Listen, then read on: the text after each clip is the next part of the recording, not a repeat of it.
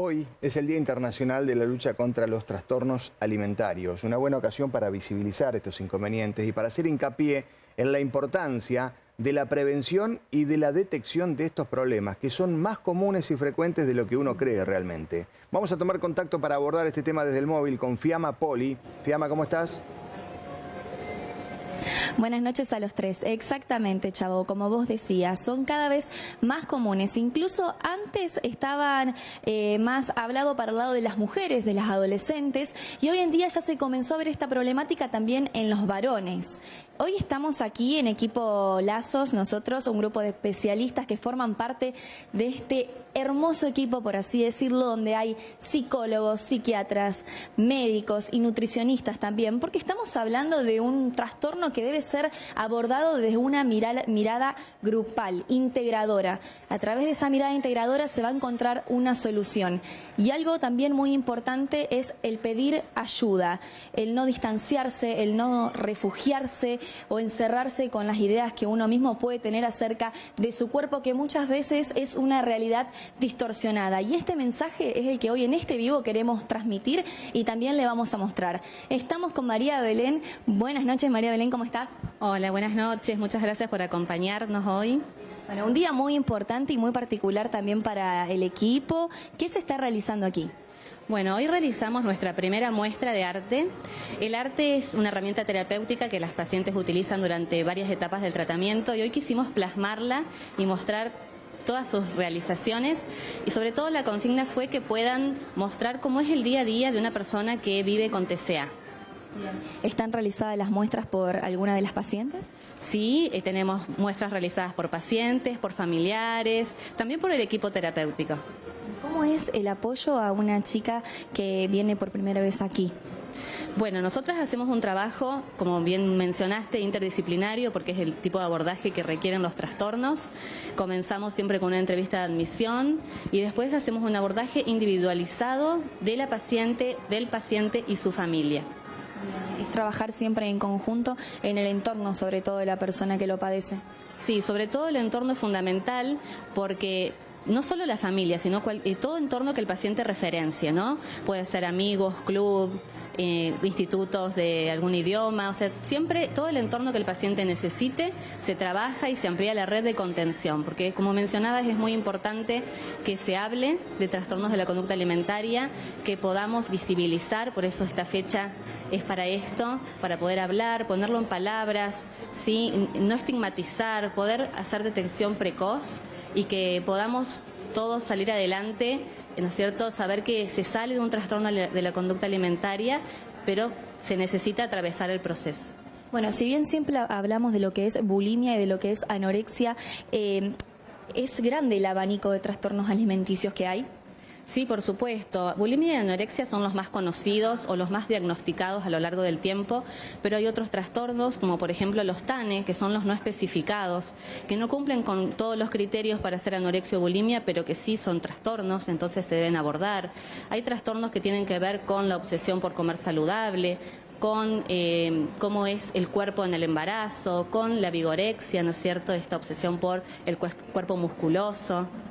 Bueno, también yo creo que en la generación en la que hoy vivimos, que también se le da cierta importancia a que no pase esto, pero los estereotipos que por ahí vemos en revistas, en la tele, en las redes sociales más que nada, y cada vez son más los adolescentes que tienen redes sociales desde antes, quizás antes era a partir de los 16, bueno, ahora quizás a los 13, y empieza a verse ese otro, ¿no? Y al compararse y decir, ¿por qué esta persona que tiene la misma edad que yo tiene un cuerpo al que yo considero perfecto y yo me veo al espejo, por ejemplo, y no me gusto?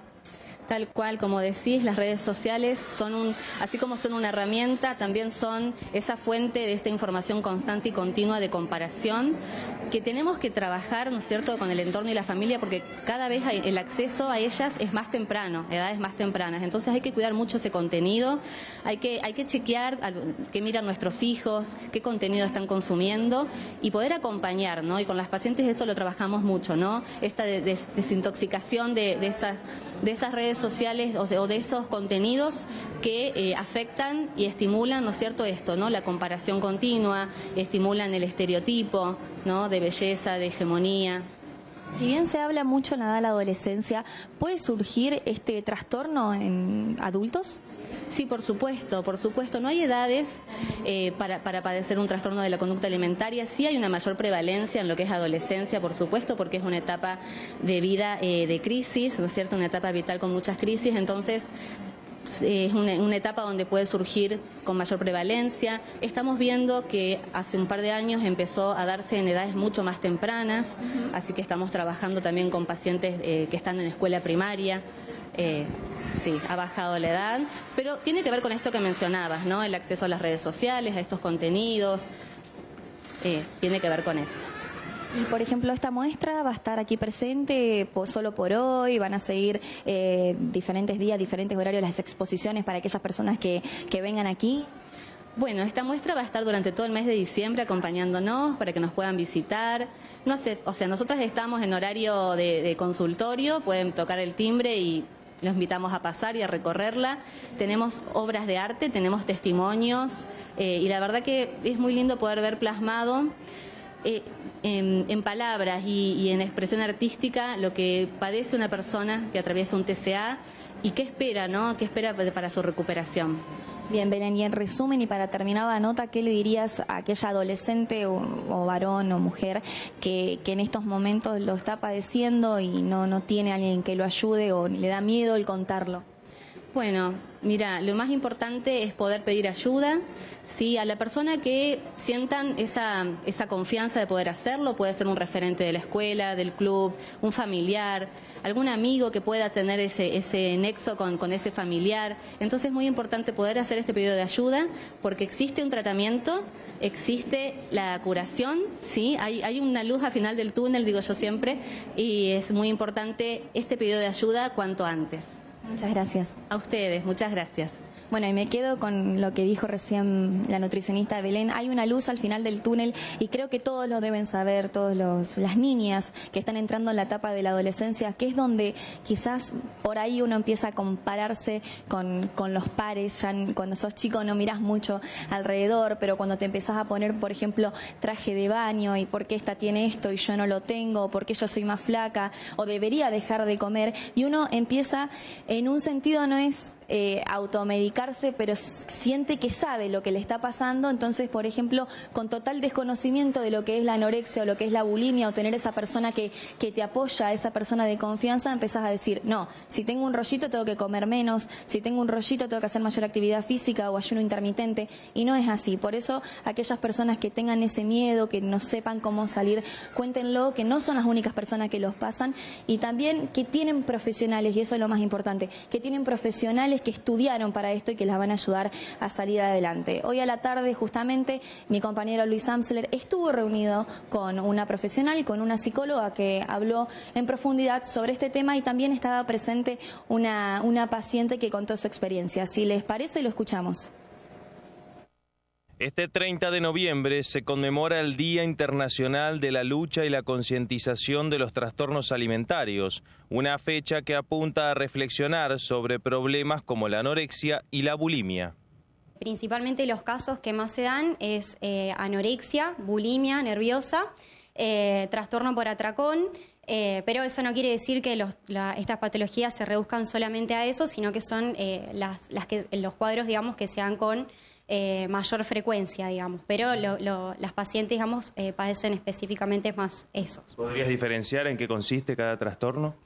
Sí, específicamente la anorexia, bueno, cada una de estas patologías, como decía, tienen síntomas, digamos, que pueden ser comunes, pero bueno, la anorexia se especifica o se caracteriza más por una restricción, digamos, de la alimentación, donde la persona hace, digamos, ayunos intermitentes o donde pasa muchas horas, digamos, sin hacer una ingesta o comer un alimento. Hay posteriormente conductas compensatorias como la realización de la hiperactividad física o los vómitos autoinducidos.